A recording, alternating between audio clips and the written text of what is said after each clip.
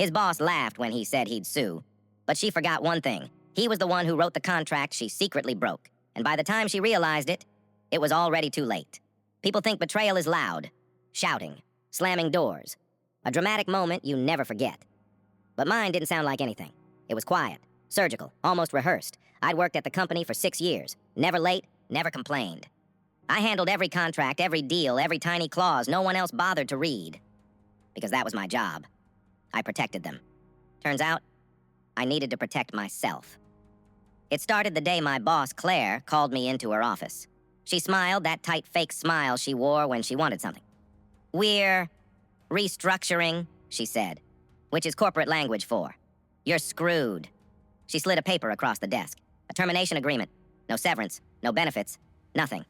I blinked. "I wrote our employment contracts. You know this doesn't..." She cut me off. "We already checked. You're replaceable." Replaceable.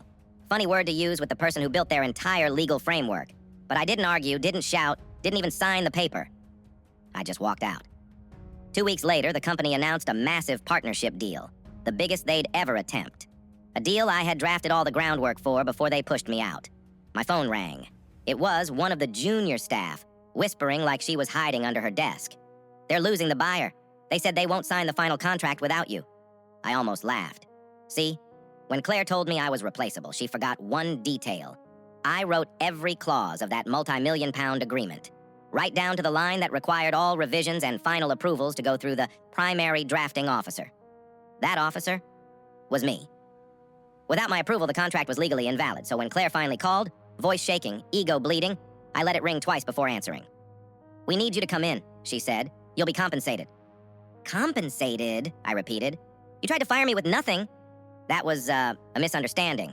"No," I said calmly. "That was a mistake." There was silence. Long, tense, humiliating silence. "What do you want?" she finally asked. So I told her, triple my salary. A public apology. A signed letter stating my termination attempt was wrongful. And a guarantee, in writing, that I had full authority on the deal. She agreed to every word, because she had no choice. When I walked back into the office, everyone stared at me like I'd risen from the dead. But Claire, she wouldn't even look at me.